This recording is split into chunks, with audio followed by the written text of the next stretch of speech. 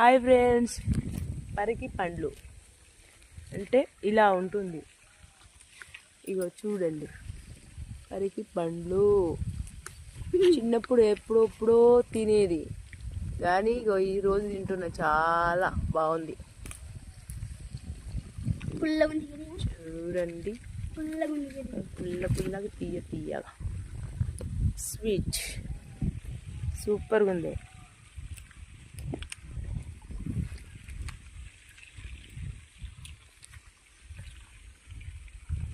चिरा दिलो नहीं धारे ना खाली बहुत फेवरेट